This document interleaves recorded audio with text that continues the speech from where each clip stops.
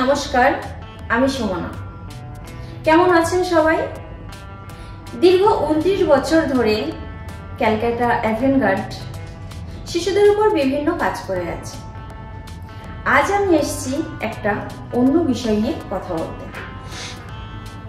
Social marriage বা love marriage এ তো হয়েই যাচ্ছে, বিয়ে হওয়া এ তো খুবই ভালো বিষয়, কিন্তু সমস্যাটা হচ্ছে কোথায় জানেন? বিয়ের কিছুদিন পর, বিয়ের 1 বছর বা 2 বছরের মধ্যে তাদের একটা সন্তান হচ্ছে। সেই সন্তানের বয়স যখন 2 থেকে 3 বছর, তখন তাদের বিবাহিত জীবন 4 থেকে 5 বছর। সেই সময়ই তাদের মধ্যে একটা দাম্পত্য কলহ তৈরি হচ্ছে। কোনো না কোনো কারণবশত তাদের মধ্যে অশান্তি লেগেই রয়েছে। এটা আজকের বিষয় নয়, আজকের বিষয় দাম্পত্য কলহ, মারামারি, জিনিসপত্র ছোড়াছুড়ি, কান্নাকাটি, শারীরিক অত্যাচার এ তো চলতেই থাকে, যেন এক বিভীষিকাময় দাম্পত্য জীবন।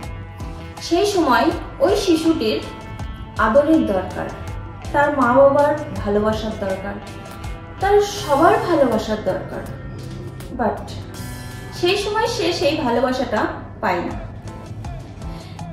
আলটিমেটলি দাম্পত্য জীবনের সেই প্রভাবটা ওই শিশুটির উপর এসে পড়ে। সে ভয় পায়, কান্নাকাটি করে। সেই শিশুটির সামনে যদি তার মাকে অত্যাচার করা হয়, তখন তো সে ভয় পাবেই, কান্নাকাটি করবেই।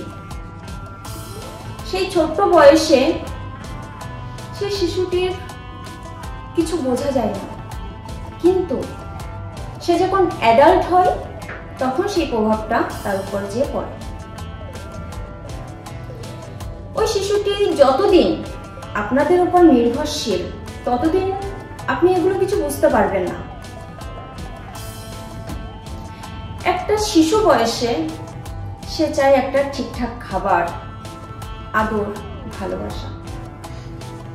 তাই সবাইকে বলছি, আপনাদের মধ্যে যদি আন্ডারস্ট্যান্ডিং প্রপার না থাকে, তবে একটা শিশুকে পৃথিবীতে আনবেন না, একটা শিশুকে কষ্ট দেবেন না।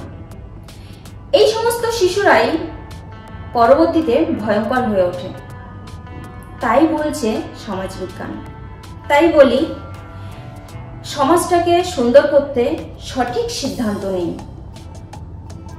আজ এই পর্যন্তই, আগামী দিন আবার দেখা হবে। নমস্কার।